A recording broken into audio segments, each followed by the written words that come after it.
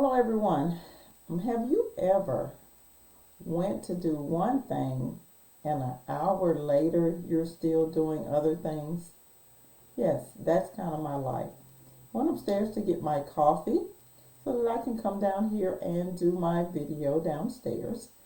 And so, yeah, it's literally been one whole hour and I'm just getting back down here to do this video. But the good thing is I do have my coffee, so we're good to go. We can get started. But yeah, it's almost like one thing leads to another. That's another whole video that I need to do.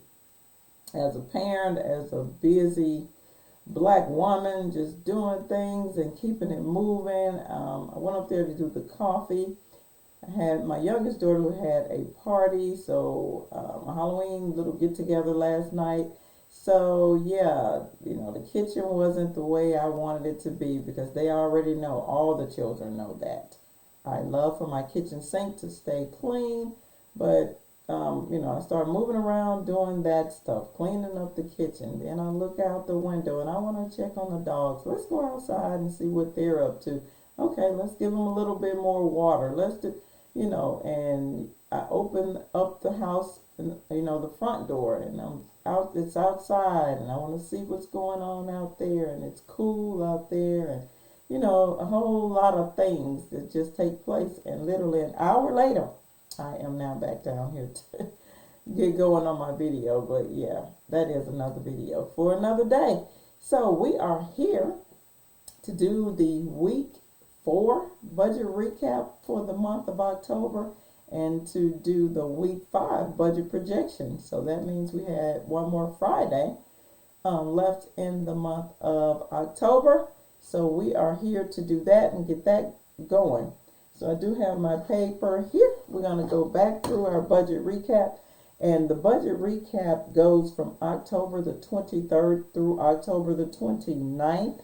So that would be the previous Friday up until this past Thursday. Now, one reason why this video is late is because we were without power for probably about 13 hours. So pretty much the whole day on Thursday when I normally do my budget recap. So thankfully we have electricity back on and we can get back to a little bit form of normalcy and, kind of get our life back going. So budget recap. Let's see, items that I did not project to be handling. Well, actually, let's go back through the projected items first. I'm going to go back and remember I said that I was going to pay $500 toward my student loans. Guys, I did send the entire $500 toward the student loans. So yay me. I am looking for my student loan paper. So we may as well do that while we're on camera. This is the student loan highlighter. Guys, I got a new kind of stretch goal for myself for this throughout the end of the year for this student loan. We're going to see what happens. I'm going to attempt it. I mean, nothing that you don't attempt won't get done if you don't even, attempt it or whatever that saying is. You know how it goes. You know what I'm trying to say. So, and of course, I know I haven't had any of this coffee yet, so we're going to get that going in just a few. But the previous balance was at $206,984. And with me paying that $500, that brought it down to $206,484. So that knocked a big chunk off of it. And let's just put this in the camera here so you can see it. Hopefully it'll zoom in. Let's see if we can have a little patience to see if that actually focuses clearly. Yep. So 206,483. That's where we are with that. We're going to grab our handy dandy markers and we are going to highlight. Yes, guys, this video is being done in real time and you all are here to do it with me today.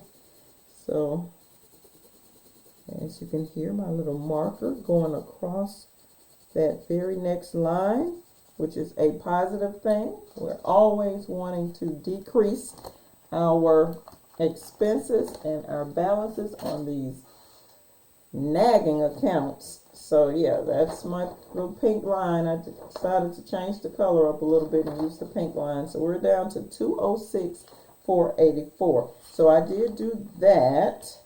The other bills, like I said, was the electric bill. I did pay that. The gas bill, paid that for $64. Oh yeah, and the other thing was those Cutco knives. I'm finally done with those knives. That'll probably be the last type of purchase I do like that. But my daughter was doing this little job for a while, and it was to sell knives, and so I was her first customer. So I bought a set of knives. I bought a expensive set of knives. So the last, they got to be expensive. If I'm saying the last $164 is being paid out this week's pay. So I did that. So that's done and out of the way.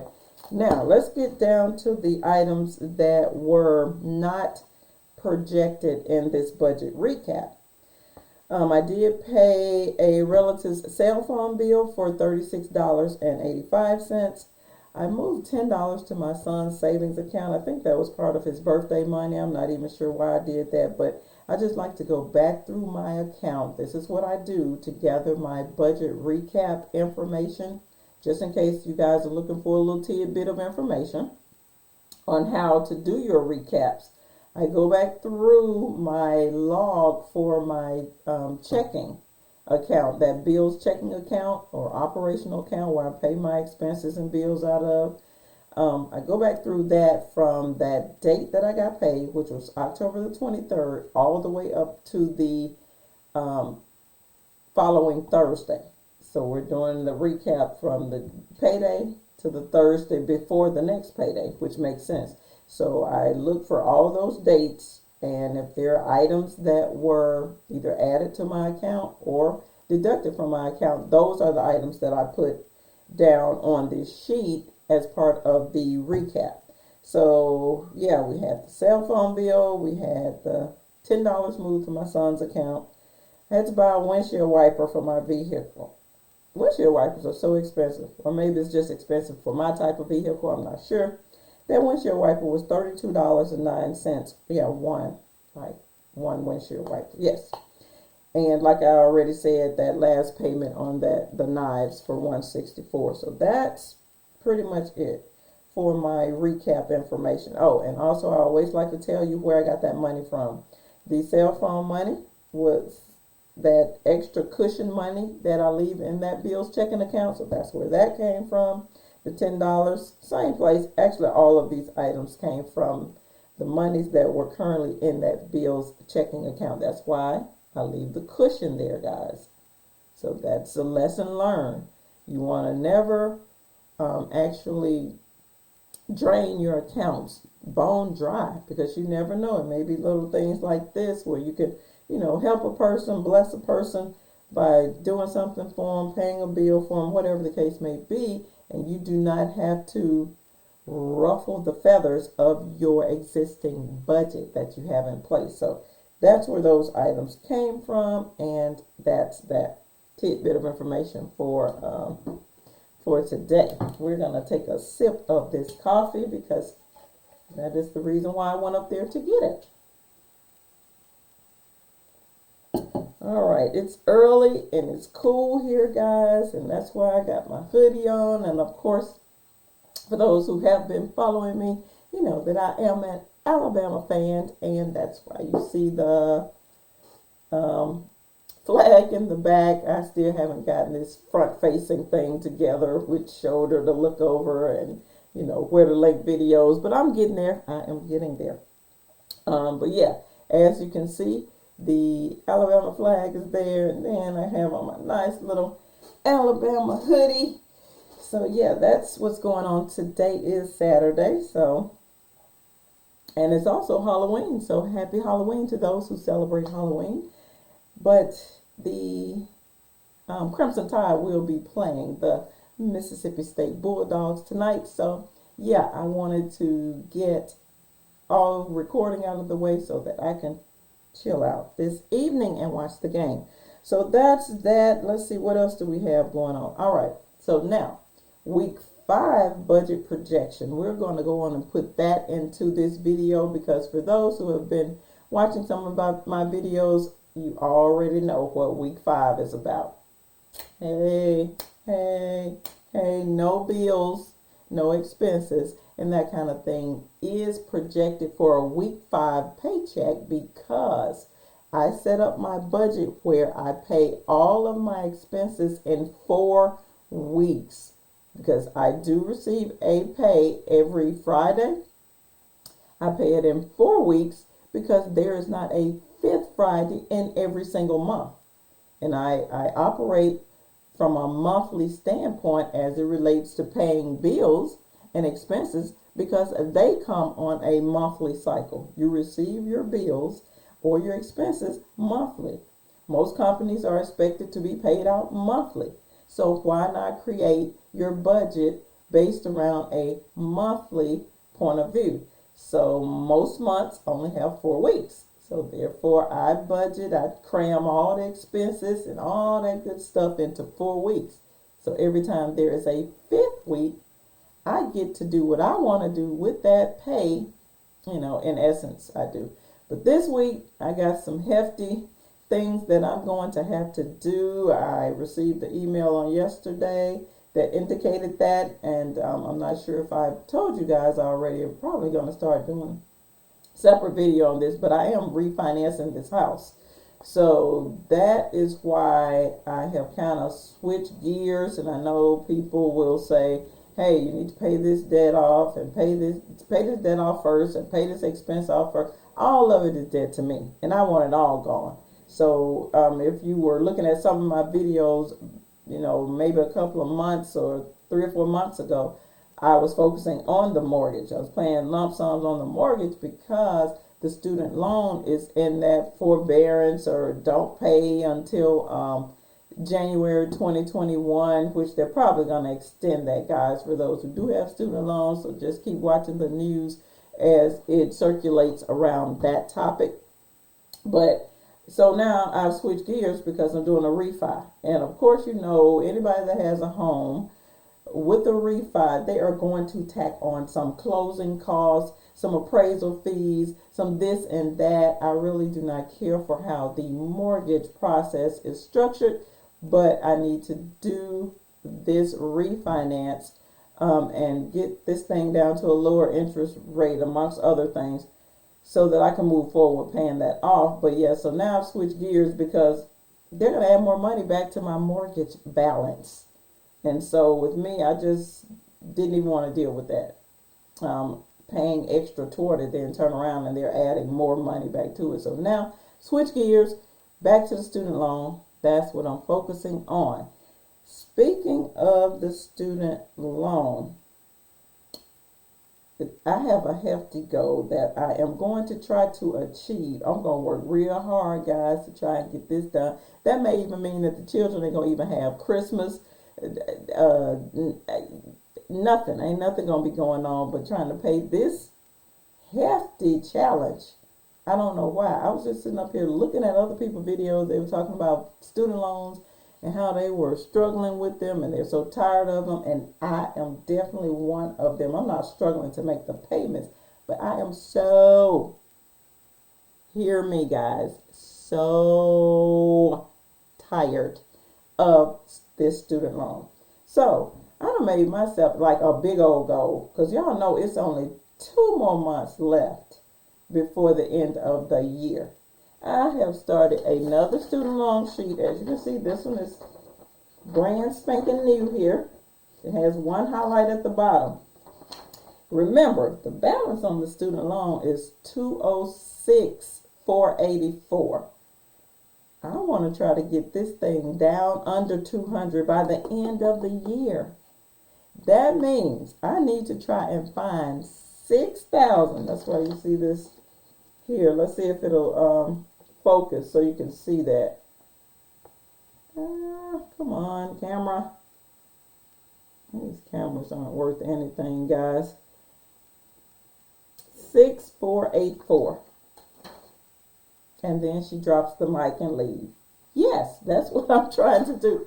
I'm trying to pay $6,000 $484 by the end of this year to get this balance under $200,000. Whew, just saying that makes me nervous. I don't know. We're going to see. I'm going to shoot for it. And I hope on January 1st, 2020, that I am telling you that this thing is down in the ones, 100,000. So that's what it's all about, guys. Sometimes you have to set the big goals. You know, you may not achieve them, but if you set them, that means you may try and, push yourself to go toward that goal. You're working hard. It's a goal, because this right here has started to become a game for me. Like, seriously, straight up, it's a game. It's like, okay, let's see how fast you can get this number down. Because to me, it's like it's a number. And it's a race to the finish line of getting to zero. So that's where I am. That's where I am with that. So basically, that's what you're going to be seeing now in my videos as I go forward.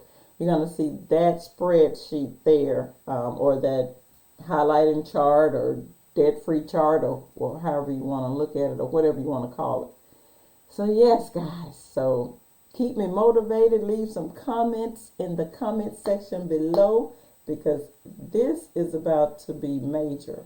Don't forget, we got Thanksgiving. We got 2 more major holidays, Thanksgiving and Christmas. And I have 3 whole teenagers and a very valuable significant other. So I got at least 4 people that I may want to purchase something for Christmas.